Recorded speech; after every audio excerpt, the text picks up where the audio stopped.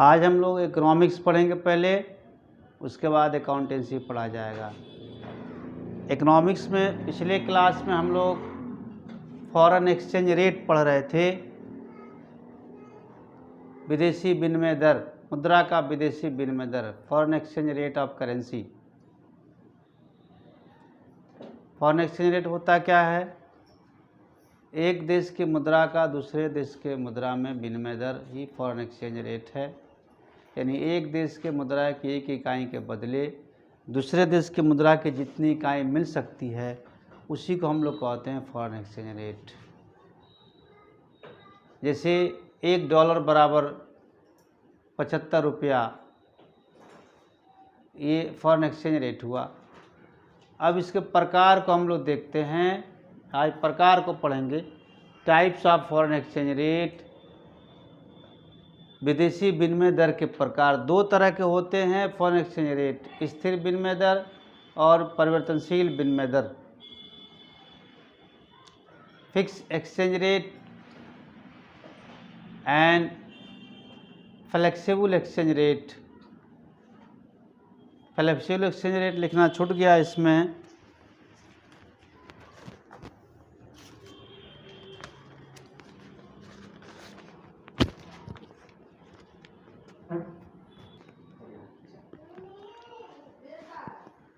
तो विदेशी विनिमय दर के दो प्रकार हैं, एक स्थिर विनिमय दर और एक परिवर्तनशील विनिमय दर, fixed exchange rate and flexible exchange rate. Fixed exchange rate क्या होता है?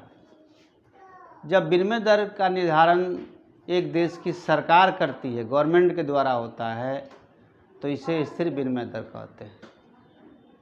इस दर का निर्धारण करते समय मुद्रा में मौजूद सोने की मात्रा को ध्यान में रखा जाता है। कोई भी देश अपना विदेशी विनिमय दर फिक्स करते समय इस तरीके से मुद्रा में निहित गोल्ड यानी मुद्रा में मौजूद सोने की मात्रा को ध्यान में रखता है। अब यह विनिमय दर दो प्रकार का होता है, एक gold standard system of foreign exchange rate, विनिमय दर की स्वर्णमान प्रणाली, और दूसरा है Bretton Woods system of exchange rate, विनिमय दर की ब्रेटन वुड्स प्रणाली। तो पहले हम लोग गोल्ड स्टैंडर्ड सिस्टम देखते हैं, स्वर्णमान प्रणाली को। इस प्रणाली में यह प्रणाली 1920 के दशक से पहले दुनिया में प्रचलित था, दुनिया के अधिकांश देशों में प्रचलित था, और सोने के सिक्के प्रचलन में थे या धातु के सिक्कों में सोने की मात्रा मौजूद थी, सोना मिक्स करके बनाया जाता था। तो इस प्रणाली का निर्धारण सरकारें करती थी। हर देश की मुद्रा में अलग अलग सोने की मात्रा होती थी, किसी देश की मुद्रा में सोने की मात्रा कम, किसी देश की मुद्रा में सोने की मात्रा अधिक। एक देश की मुद्रा का दूसरे देश की मुद्रा से तुलना करते समय या विदेशी विनिमय दर निर्धारित करते समय उस देश में मौजूद सोने की मात्रा से तुलना किया जाता था, सोने के मूल्य से तुलना किया जाता था। जिस देश की मुद्रा में सोने की मात्रा अधिक होती थी उस देश का करेंसी रेट हाई होता था, और जिस देश की मुद्रा में सोने की मात्रा कम होती थी उस देश का करेंसी रेट लो होता था, नीचे होता था। जैसे मान लीजिए सोने का मापदंड ग्रेन होता है, सोने का मापदंड ग्रेन होता है। मान लेते हैं इंग्लैंड के एक पाउंड में 4 ग्रेन सोना होता है। मान लीजिए इंग्लैंड के एक पाउंड में 4 ग्रेन सोना है और अमेरिका के $1 में 1 ग्रेन सोना है। तो इंग्लैंड के एक पाउंड में 4 ग्रेन सोना है और अमेरिका के एक पाउंड में इंग्लैंड के एक पाउंड में 4 ग्रेन सोना है, अमेरिका के $1 में 1 ग्रेन सोना है। इंग्लैंड के मुद्रा को पाउंड कहा जाता है और अमेरिका के मुद्रा को डॉलर कहा जाता है। तो कहा जाएगा कि $1 बराबर है, नहीं, £1 बराबर है $4। इसे हम ऐसे लिखेंगे, पाउंड को ऐसे लिखा जाता है इक्वल टू $4।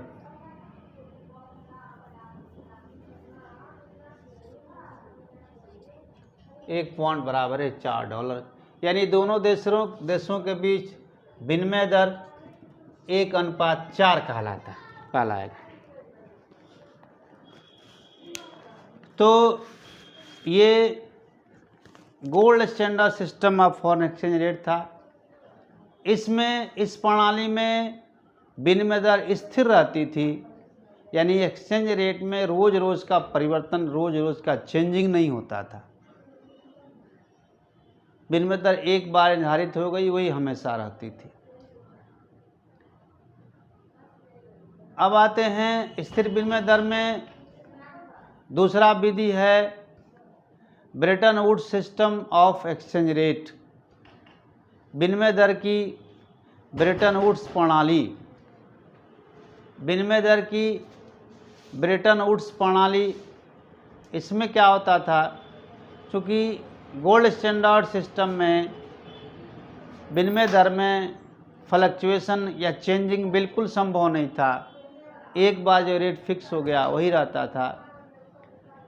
अतः इसमें कुछ सुधार करने के लिए, या सुधार करके सीधे फ्लेक्सिबल रेट पर नहीं आया, बल्कि इसमें सुधार करने के लिए एक नए तरीके का, एक नया सिस्टम आया, Bretton Woods system of exchange rate. ये भी फिक्स एक्सचेंज रेट का ही एक प्रकार है, लेकिन गोल्ड स्टैंडर्ड से थोड़ा सा डिफरेंट है ये। इसमें, इस प्रणाली में, इस सिस्टम में एक्सचेंज रेट में थोड़ा सा परिवर्तन, थोड़ा सा एडजस्टमेंट संभव कर दिया गया। बहुत अधिक एडजस्टमेंट तो संभव नहीं था, लेकिन थोड़ा सा एडजस्टमेंट संभव कर दिया गया। इस प्रणाली में विभिन्न देश की मुद्राओं को अमेरिकन डॉलर के साथ पेश कर दिया गया। पेश मतलब जोड़ दिया गया, संबद्ध कर दिया गया। प्रत्येक देश की मुद्रा में सोने की मात्रा तय कर दी गई, सोने की मात्रा तय कर दी गई, और प्रत्येक देश की मुद्रा का वैल्यू अमेरिकन डॉलर में ही तय करना शुरू होगी। उसी से तुलना करके एक अमेरिकन डॉलर बराबर है किस देश की कितना मुद्रा होगी, ये तय किया गया। यानी ब्रेटन वुड्स सिस्टम में एक्सचेंज रेट में थोड़ा सा चेंजिंग संभव है, थोड़ा सा परिवर्तन संभव है, या थोड़ा सा एडजस्टमेंट संभव है। अब हम आते हैं गोल्ड स्टैंडर्ड सिस्टम का दूसरा नाम भी था mint par value of exchange या मिंट पारिटी।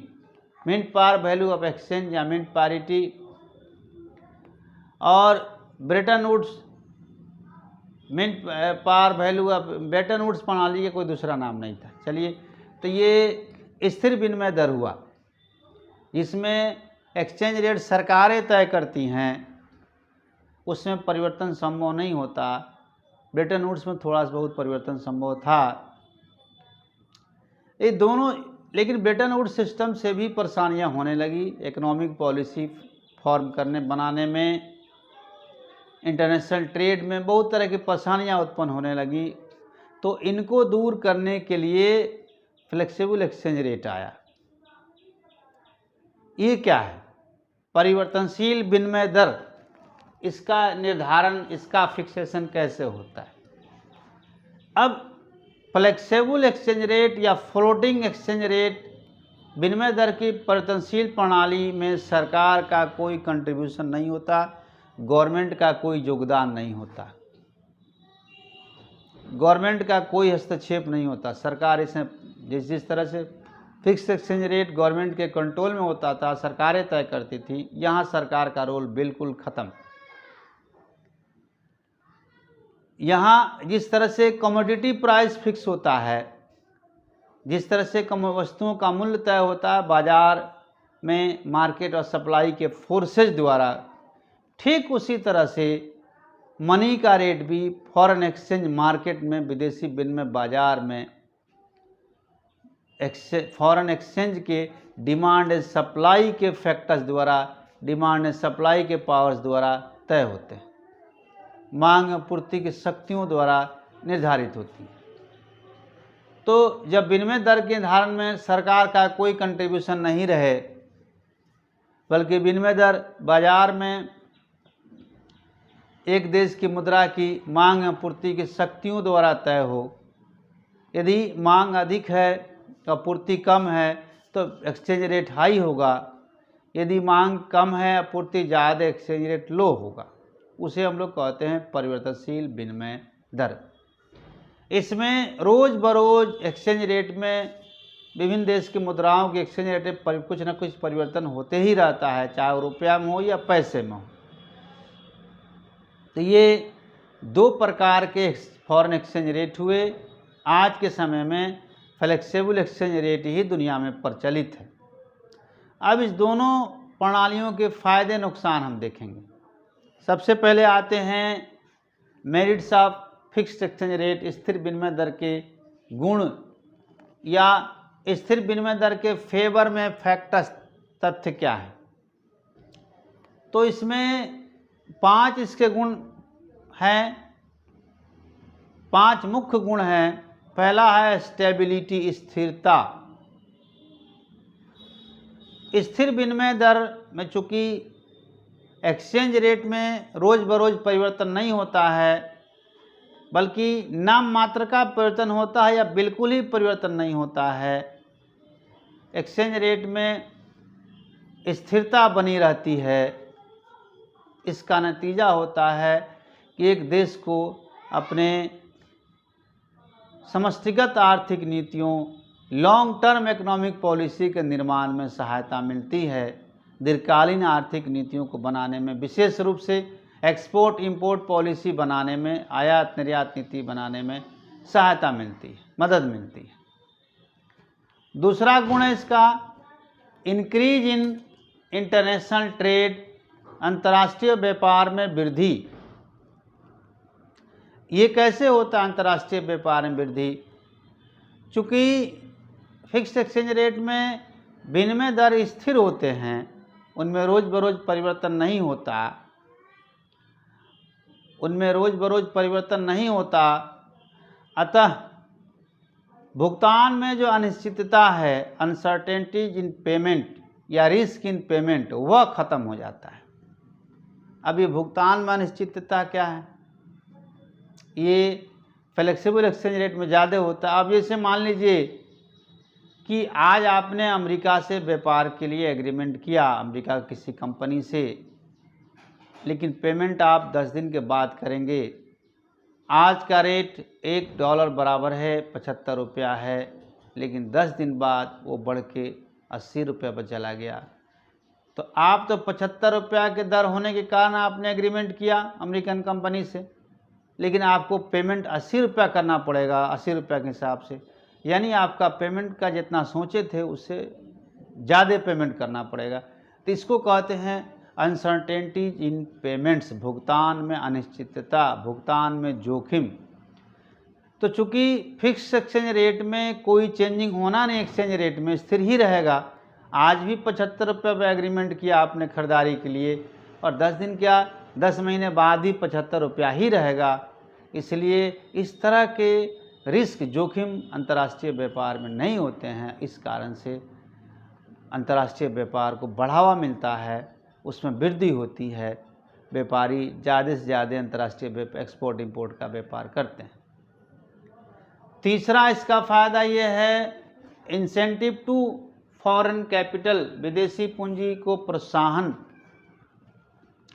चूँकि विनिमय दर स्थिर है, इस प्रणाली में विनिमय दर में रोज़ बरोज़ परिवर्तन हो नहीं रहा है, इसलिए एफडीआई का इंपोर्ट बढ़ता है, विदेशी पूंजी का निवेश बढ़ता है। यानी दूसरे देश के लोग हमारे देश में आकर अपना कारोबार ज़्यादा से ज़्यादा करते हैं। इस तरह विदेशी पूंजी को प्रोत्साहन मिलता है और हमारे देश में लोगों को रोजगार मिलता है, हमारे देश का विकास तेजी से होता है। चौथा फायदा है, चौथा गुण है, ये चौथा इसके फेवर में तथ्य है, एसिलरेशन इन कैपिटल फॉर्मेशन, पूंजी निर्माण में वृद्धि। विनिमय दर स्थिर होने के कारण एक तो विदेशी व्यापारी भी काफ़ी संख्या में हमारे देश में कारोबार करने आते हैं, विदेशी उद्यमी एंटरप्रेन्योर, प्लस हमारे एंटरप्रेन्योर भी मोटिवेट होते हैं बिजनेस करने के लिए, अपने देश में उद्योग धंधे स्थापित करने के लिए, कंपनियां लगाने के लिए। तो विदेशी व्यापारियों की पूंजी और हमारे देश के व्यापारियों की पूंजी, इस तरह से कैपिटल फॉर्मेशन बढ़ता है, हमारे देश में पूंजी निर्माण बढ़ता है, पूंजी का प्रवाह बढ़ता है। पांचवा फायदा इसका, helps in maintaining favourable balance of payment, भुगतान संतुलन अनुकूल बनाए रखने के लिए, फेवरेबल बनाए रखने में सहायक। अब यहाँ पहले हम ये समझेंगे कि भुगतान संतुलन क्या है, बैलेंस ऑफ पेमेंट क्या है। ये आगे के चैप्टर्स में क्वेश्चन है। एक देश का बाकी दुनिया के साथ जो इकोनॉमिक ट्रांजैक्शन होता है, आर्थिक लेन देन होता है, यानी कारोबार होता है, उसी के अकाउंटिंग रिकॉर्ड को, लेखा जोखा को बैलेंस ऑफ पेमेंट कहते हैं। अब इसमें 3 तरह के कारोबार होते हैं, विजिबल आइटम के, यानी वस्तुओं और वस्तुओं की खरीद बिक्री, इनविजिबल आइटम, सेवाओं की खरीद बिक्री, जैसे हमारे देश के इंजीनियर, हमारे देश के प्रोफेशनल्स विदेशों में जाते हैं, या हमारे देश के लोग विदेशों में नौकरी करने जाते हैं, वहाँ के लोग हमारे यहाँ आते हैं, तो इनविजिबल आइटम का भी कारोबार होता है। और कैपिटल ट्रांसफ़र, यानी हमारे कारोबारी वहाँ कैपिटल पूंजी लेकर जाते हैं व्यापार करने, विदेशों के व्यापारी हमारे यहाँ आते। 3 तरह के कारोबार पूरी दुनिया के साथ कोई देश करती है। तो ये जो बैलेंस ऑफ पेमेंट है, एक देश का बाकी दुनिया के साथ किए गए आर्थिक लेन देनों का अकाउंटिंग रिकॉर्ड है, लेखा जोखा है। अब यह फेवरेबल और अनफेवरेबल 2 तरह का होता है। फेवरेबल किसे कहते हैं? जब हमारा एक्सपोर्ट अधिक होगा, जब हमारा एक्सपोर्ट अधिक होगा, यानी बाकी दुनिया को हम ज़्यादा बेचेंगे और बाकी दुनिया से ज़्यादा खरीदेंगे, या तो हम गुड्स ज़्यादा बेचें, या हमारे प्रोफेशनल्स ज़्यादा जाएं बाकी दुनिया में, हमारे इंजीनियर जाएं, हमारे नौकरी करने वाले लोग जाएं, या फिर विदेशों से व्यापारी हमारे यहाँ ज़्यादा आएँ, हमारे व्यापारी विदेशों में जाएं। इस तरह से हमारे देश में एक्सपोर्ट बढ़ेगा। जब एक्सपोर्ट ज़्यादा हो, इंपोर्ट कम हो, तो इसे फेवरेबल बैलेंस ऑफ पेमेंट कहा जाता है, अनुकूल भुगतान संतुलन कहा जाता है। लेकिन जब इंपोर्ट ही ज़्यादा हो जाए और एक्सपोर्ट कम हो, यानी हमें बाकी दुनिया को ज़्यादा देना पड़े, बाकी दुनिया से हमें कम मिले, तो इसको कहते हैं अनफेवरेबल बैलेंस ऑफ पेमेंट। तो चूँकि फिक्स एक्सचेंज रेट में एक्सचेंज रेट फिक्स होता है, इसमें रोज़ रोज़ का परिवर्तन का झंझट नहीं रहता है, इस कारण से हमारा एक्सपोर्ट बढ़ता है, निर्यात बढ़ता है, और हम अपने भुगतान संतुलन को अनुकूल बनाए रखने में सक्षम होते हैं, फेवरेबल बनाए रखने में सक्षम होते हैं। यानी fix exchange rate balance of payment को फेवरेबल बनाए रखने में सक्षम है या हेल्प करता है। ये तो हुआ फिक्स एक्सचेंज रेट के फ़ायदे, मेरिट्स, एडवांटेज। अब इसके डिमेरिट्स भी हैं, नुकसान भी हैं। अब इसको हम देखेंगे। Demerits of fix exchange rate, स्थिर विनिमय दर के दोष या disadvantage of fix exchange rate. 4 demerits हैं इसके। पहला, ह्यूज इंटरनेशनल रिजर्व, विशाल अंतर्राष्ट्रीय निधियां, अंतर्राष्ट्रीय कोष। चूँकि ये स्वर्णमान प्रणाली था, स्वर्णमान प्रणाली, गोल्ड स्टैंडर्ड सिस्टम था फिक्स एक्सचेंज रेट, यानी मुद्रा के सोने के रूप में प्रचलित थी उस समय। तो हमें अगर विदेशों में व्यापार करना है, जिस देश में व्यापार करना है उस देश के मुद्रा पर्याप्त मात्रा में रखने की ज़रूरत थी, तभी हम उस देश से मुद्रा कर सकते थे। तो अलग अलग देशों में व्यापार करने के लिए उन देशों का ह्यूज रिजर्व, विशाल कोष, हमें मुद्रा का कोष रखना पड़ता था। ये बहुत बड़ी समस्या थी। अगर हमारे पास पर्याप्त एडिक्वेट रिजर्व उस देश का नहीं है जिस देश में हमें कारोबार करना है, तो फिर हम कारोबार नहीं कर सकते थे। तो ये एक बहुत बड़ा रुकावट था अंतर्राष्ट्रीय व्यापार में, ह्यूज इंटरनेशनल रिजर्व। ये एक दोष हुआ फिक्स एक्सचेंज रेट का। इग्नोर्स नेशनल इंटरेस्ट, राष्ट्रीय हितों की अवहेलना। फिक्स एक्सचेंज रेट में अंतर्राष्ट्रीय हितों को हम प्राथमिकता देते थे। प्राइमरी होता था एक देश के लिए इंटरनेशनल इंटरेस्ट, न कि नेशनल इंटरेस्ट। अंतर्राष्ट्रीय हितों को प्राथमिकता देने के चक्कर में हम अपने राष्ट्रीय हितों को भूल जाते थे, इग्नोर कर देते थे। हमारे देश के अंदर की समस्याओं, इकोनॉमिक समस्याओं, नेशनल इनकम, एम्प्लॉयमेंट की समस्या, प्राइस लेवल, जो इंटरनल प्रॉब्लम, इकोनॉमिक प्रॉब्लम्स थे, इसको हम भूल जाते थे। इसके साथ ही साथ अगर हमारे देश की मुद्रा की दर नीची है, लो है, तो हम उसको बढ़ा भी नहीं सकते थे। हम इंटरनेशनली compete करने के लिए, अंतर्राष्ट्रीय स्तर पर दुनिया के कंपनियों के साथ प्रतियोगिता करने के सक्षम नहीं हो पाते थे। और इकोनॉमिक डेवलपमेंट के लिए ज़रूरी होता है कि आप अपने फॉरेन एक्सचेंज रेट को बढ़ाएं, अपने देश की मुद्रा को स्ट्रॉन्ग करें। तो ये संभव नहीं हो पाता था। यानी हम अंतर्राष्ट्रीय हितों को ध्यान रखने के चक्कर में अपने राष्ट्रीय हितों की अवहेलना कर देते थे। तीसरा इसका डिमेरिट है, दोष है, पूंजी का सीमित आवागमन, लिमिटेड फ्लो ऑफ कैपिटल। मतलब अगर किसी देश को भारत में निवेश करना होता था तो उसके पास इंडियन करेंसी का, इंडियन रुपया का पर्याप्त भंडार होना चाहिए। या हमें अगर किसी देश में निवेश करना है तो हमें उस देश का बड़ा कोष, ह्यूज रिजर्व रखना पड़ेगा, बड़ा फंड, देश की मुद्रा का पर्याप्त कोष रखना पड़ेगा। अगर ये नहीं है तो फिर वहाँ हम कारोबार नहीं कर सकते उस देश में, या उस देश के व्यापारी हमारे यहाँ कारोबार नहीं कर सकते।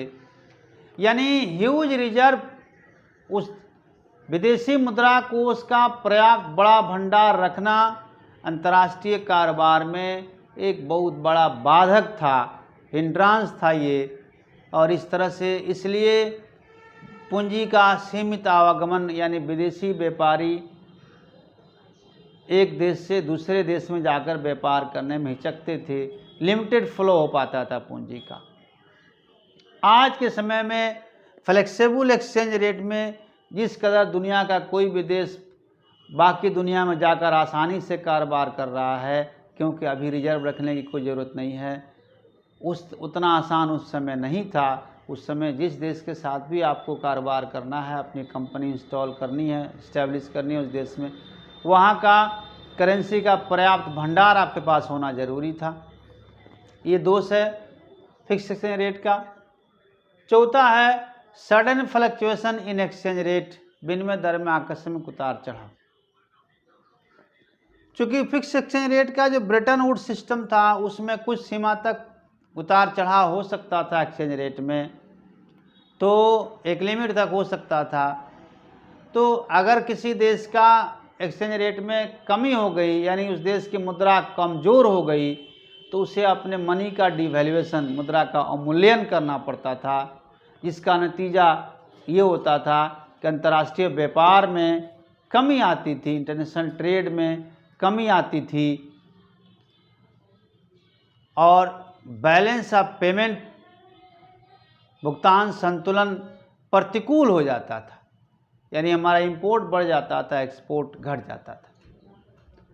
तो ये फिक्स एक्सचेंज रेट के दोष हो गए। अब हम लोग आते हैं फ्लेक्सिबल एक्सचेंज रेट के मेरिट और डिमेरिट पर। परिवर्तनशील विनिमय दर के क्या फ़ायदे हैं और क्या नुकसान हैं।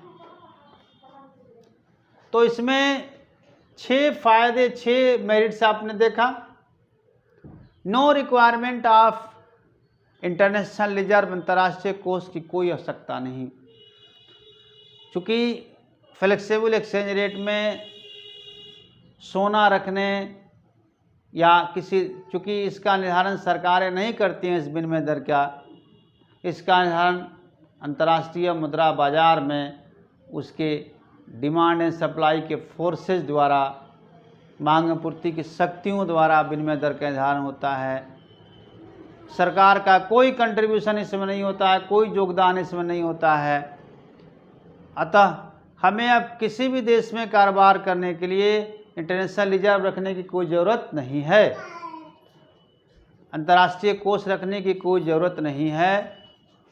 हम अब इसका फ़ायदा ये हुआ कि आसानी से अब हम बाकी दुनिया में जाकर कारोबार कर सकते हैं, पूंजी निवेश कर सकते हैं, या दूसरे देश की कंपनियां भी हमारे यहाँ पूंजी निवेश कर सकती हैं, क्योंकि उन्हें कोई रिजर्व हमारे देश की मुद्रा का या हमें उन देशों की मुद्रा का रिजर्व रखने की कोई आवश्यकता नहीं।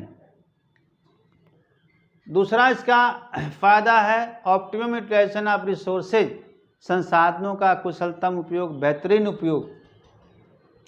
हमारे पास जो संसाधन हैं उसको, चूँकि फ्लेक्सिबल एक्सचेंज रेट में मुद्रा का विनिमय दर रोज़ बरोज़ घटते बढ़ता रहता है, अतः परिस्थिति के अनुसार हम अपने साधन क्षमता के अनुसार हम जब चाहें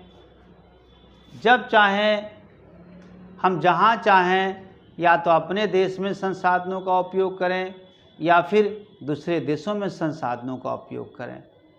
हम बेहतर से बेहतर प्रयोग करने में सक्षम होते हैं परिवर्तनशील विनिमय दर में अपने संसाधनों का। जहाँ हमें फ़ायदा अधिक दिखता है वहाँ हम संसाधनों का यूटिलाइजेशन करते हैं। इंटरनेशनल फ्लो ऑफ कैपिटल, पूंजी का अंतर्राष्ट्रीय स्तर पर आवागमन। चूँकि फ्लेक्सिबल एक्सचेंज रेट में हमें किसी रिजर्व रखने की, मुद्रा का रिजर्व रखने की ज़रूरत नहीं है, मुद्रा कोष रखने की ज़रूरत नहीं है। अतः व्यापारी न केवल अपने देश में बल्कि विदेशों में भी पूंजी निवेश करते हैं और विदेशी भी हमारे देश में आकर पूंजी निवेश करते हैं। हम FDI कहते हैं, फॉरेन डायरेक्ट इन्वेस्टमेंट। तो इसमें फ्लेक्सिबल एक्सचेंज रेट में FDI को बहुत बढ़ावा मिला है। बड़े पैमाने पर FDI, foreign direct investment Bharat में आया है। अतः फ्लेक्सिबल एक्सचेंज रेट पूंजी के अंतर्राष्ट्रीय स्तर पर आवागमन, अंतर्राष्ट्रीय प्रवाह को आसान बनाता है। रिस्क कैपिटल, जोखिम पूंजी, चौथा लाभ है इसका जोखिम पूंजी, रिस्क कैपिटल। इसमें देखेंगे आप रिस्क कैपिटल किसे कहते हैं, पहले हम इसे समझें। वह कारोबार जिसमें हाई लेवल का रिस्क है, जो बिल्कुल नया है, हाई लेवल का रिस्क है और हाई लेवल के प्रॉफिट की पॉसिबिलिटी भी है, माने उच्च स्तर के जोखिम भी है और बड़े पैमाने पर लाभ की संभावना भी है। इसमें एंटरप्रेन्योर हाथ नहीं लगाते जल्दी ऐसे कारोबार में। फ्लेक्सिबल एक्सचेंज रेट होने के कारण विदेशी व्यापारी हमारे देश में इस तरह के कारोबार में हाथ लगाते हैं, क्योंकि सरकारें उन्हें सब तरह की सुविधाएं देती हैं। जोखिम पूंजी लगाने के लिए सरकारें हर तरह के फैसिलिटीज, सब्सिडी देती हैं, टैक्स रेट में छूट देती हैं, जहां तक हो सकता है इंफ्रास्ट्रक्चर में मदद खड़ा करने में मदद करती हैं। तो इस तरह से फ्लेक्सिबल एक्सचेंज रेट जोखिम पूंजी को भी बढ़ावा देता है। जोखिम पूंजी बढ़ने से एक देश का आर्थिक विकास तेजी से होता है। सिंपल सिस्टम, यह प्रणाली, यह सिस्टम बहुत ही आसान है, क्योंकि इसमें सरकार का कोई हस्तक्षेप या बाहरी तत्वों का कोई हस्तक्षेप नहीं होता, कोई इंटरफेरेंस नहीं होता। इसका निर्धारण मार्केट में, फॉरेन एक्सचेंज मार्केट में मनी के डिमांड एंड सप्लाई के पावर द्वारा होता है, मांग पूर्ति की शक्तियों द्वारा होता है। अतः इसे समझने के लिए किसी रॉकेट साइंस की ज़रूरत नहीं है, ये आसानी से आम आदमी समझ सकता है इसे। छठा लाभ है इसका improvement in balance of payment, भुगतान संतुलन में सुधार। इसमें चूँकि विदेशी व्यापार को बढ़ावा मिलता है, इंपोर्ट को बढ़ावा मिलता है, विदेशी व्यापारी हमारी एफडीआई ज़्यादा करते हैं, इंडस्ट्रियल डेवलपमेंट होता है, औद्योगिक विकास होता है, रोजगार के नए नए अवसर पैदा होते हैं। अतः इस तरह से हमारा भुगतान संतुलन फेवरेबल होना शुरू होता है या फेवरेबल हो जाता है, यानी हम अनफेवरेबल बैलेंस ऑफ पेमेंट को फेवरेबल बैलेंस ऑफ पेमेंट में बदलने में संभव हो पाते हैं। क्योंकि एफडीआई ज़्यादा आता है इस सिस्टम में, इस प्रणाली में, एक्सचेंज रेट की इस प्रणाली में, और हमारे देश में उद्योग धंधे ज़्यादा लगते हैं, लोगों को रोज़गार ज़्यादा मिलता है, अतः भुगतान संतुलन में सुधार होता है। लेकिन इस प्रणाली के दोष भी हैं, डिमेरिट्स भी हैं इस सिस्टम के। Demerits of flexible exchange rate, परिवर्तनशील विनिमय दर के दोष। 3 डिमेरिट्स आप देखेंगे। अनसर्टेनिटी, अनिश्चितता। यह जो अनसर्टेनिटी है, यह भुगतान की अनिश्चितता है। जैसे आज हमने किसी अमेरिकन कंपनी से व्यापार करने का एग्रीमेंट कर लिया और आज $1 अमेरिकन 75 रुपया है, लेकिन उसका पेमेंट हम 15 दिनों के बाद कर रहे हैं, माल आने के बाद 15 दिनों के बाद कर रहे हैं, और उस समय $1 बराबर है 80 रुपया हो गया है, तो हमें तो बहुत ज़्यादा पेमेंट करना पड़ेगा, हमारा बिल बढ़ जाएगा। ये अनसर्टेनिटी है। ये भी हो सकता है उस समय हमारा $1 70 रुपया हो जाए, तो ऐसी स्थिति में हमें भुगतान कम करना पड़ेगा। यानी भुगतान की जो अनिश्चितता है, ये फेवरेबल भी है, अनफेवरेबल, प्रतिकूल भी है, अनुकूल भी है। हो सकता है हमें फ़ायदा हो जाए, हो सकता है हमें नुकसान हो जाए। इनस्टेबिलिटी इन इंटरनेशनल ट्रेड, अंतर्राष्ट्रीय व्यापार में अस्थिरता। कैसे होता है ये? एक्सचेंज रेट में फ्लक्चुएशन के कारण, एक्सचेंज रेट में रोज़ बरोज़ परिवर्तन होने के कारण, अगर हमारे देश का करेंसी मजबूत है, तब तो हमारे यहाँ हमें अंतर्राष्ट्रीय व्यापार में प्रोत्साहन मिलेगा। लेकिन हमारे देश की करेंसी जैसे जैसे कमज़ोर होती जाएगी, वैसे वैसे अंतर्राष्ट्रीय व्यापार में हमें नुकसान होना शुरू होगा। तो फ्लेक्सिबल एक्सचेंज रेट अंतर्राष्ट्रीय व्यापार में अस्थिरता लाता है। Macro policy, exchange rate instable रहने के कारण एक देश की सरकार को अपनी लॉन्ग टर्म इकोनॉमिक पॉलिसी बनाने में, समष्टिगत आर्थिक नीतियां बनाने में समस्याएं खड़ी होती हैं। क्योंकि कोई भी इकोनॉमिक पॉलिसी अनुमान के आधार पर बनाई जाती है, और अनुमान वर्तमान या भूतकालीन आंकड़ों के आधार पर बनाए जाते हैं। लेकिन यदि आंकड़े भविष्य में इनमें मेजर चेंजिंग होता है, बड़ा बदलाव आ जाता है, तो उस समय हमारी आर्थिक नीतियाँ, इकोनॉमिक पॉलिसी फेल कर जाती है। तो ये 3 दोष हैं फ्लेक्सिबल एक्सचेंज रेट के, परिवर्तनशील विनिमय दर के। अब हम लोग अकाउंट्स पढ़ेंगे।